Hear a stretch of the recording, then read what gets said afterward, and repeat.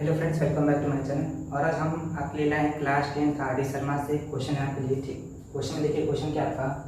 If alpha and beta are roots of the equation 2x² - 3x + 5 = 0। ठीक, means question में बोला जा रहा है यदि अल्फा और बीटा इस इक्वेशन के क्या है, रूट्स है, मतलब कि जीरोज हैं। ठीक है ना, तो हमें वैल्यू फाइंड करनी है। बोला गया find the value of alpha square beta plus beta square alpha की वैल्यू फाइंड करें। ठीक, सबसे देखिए, सबसे पहले क्वेश्चन में जो दिया गया उस चीज को आप लिख लीजिए। क्वेश्चन में आपको दिया गया है 2x² - 3x + 5 = 0।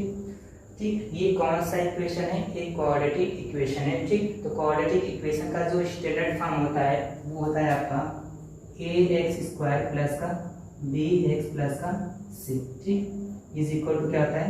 0 होता है। ठीक, ये क्वाड्रेटिक इक्वेशन का स्टैंडर्ड फॉर्म है। ठीक, तो देखिए, सबसे पहले हम लोग करेंगे क्या, इस क्वाड्रेटिक इक्वेशन के स्टैंडर्ड फॉर्म से क्वाड्रेटिक इक्वेशन को कंपेयर करके किसका वैल्यू निकालेंगे? ए का वैल्यू निकालेंगे, बी का वैल्यू निकालेंगे और सी का वैल्यू निकालेंगे। ठीक, इसमें ध्यान दीजिएगा, सी आपका क्या है? कांस्टेंट टर्म है। ठीक, मतलब कि जिसके साथ कोई वेरिएबल नहीं लगा होगा वही सी का वैल्यू हो जाएगा। ठीक, तो आइए कंपेयर करते हैं। ध्यान से देखिएगा, x² यहाँ पर भी दिख रहा है और x² यहाँ पर भी दिख रहा है। ठीक, तो x² के आगे यहाँ पर क्या है? a है, और यहाँ पर a की पोजीशन का कौन है? 2 है, मतलब कि a की वैल्यू कितनी हो गई?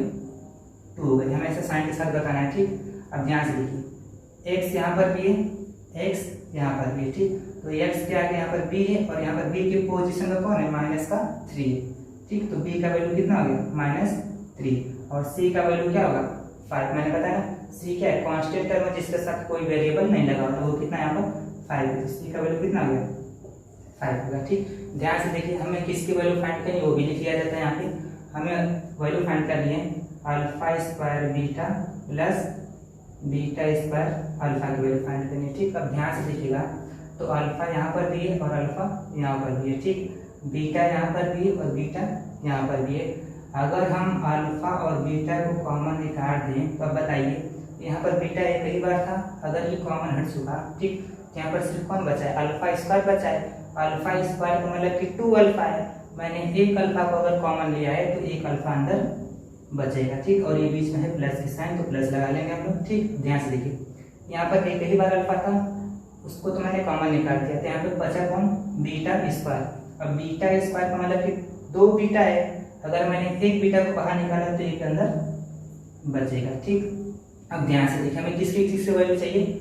अल्फा प्लस बीटा का वैल्यू चाहिए और अल्फा इंटू बीटा का वैल्यू चाहिए। ठीक, इनके बीच में कोई साइन नहीं, मतलब कि मल्टीप्लाई की साइन। ठीक, आइए निकाल लेते हैं।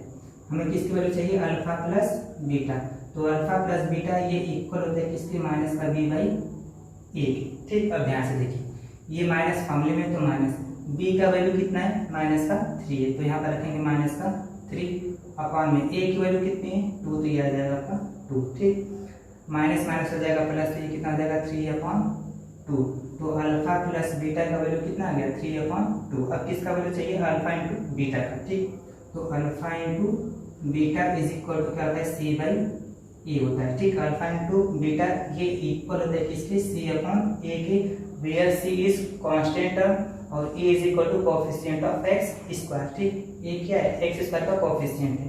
देखिए यहाँ पर c है, c का वैल्यू कितना है आपके पास? 5 है, तो यहाँ पर रखेंगे 5 अपॉन में a की वैल्यू कितनी है? 2, तो यहाँ पर रख देंगे 2। ठीक, आइए वैल्यू को डबल लेते हैं।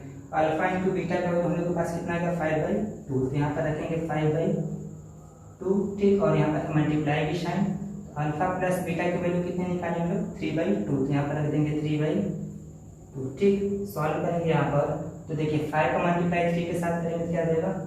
15, और 2 का मल्टीप्लाई 2 के साथ करेंगे तो 4। ठीक, तो 15/4 ये आपका क्या है? आंसर है। ठीक, आई होप आपको समझ में आ जाएगा। यदि ये वीडियो अच्छी लगी तो प्लीज़ लाइक करिए, शेयर करिए, सब्सक्राइब करिए। Thanks for watching this video.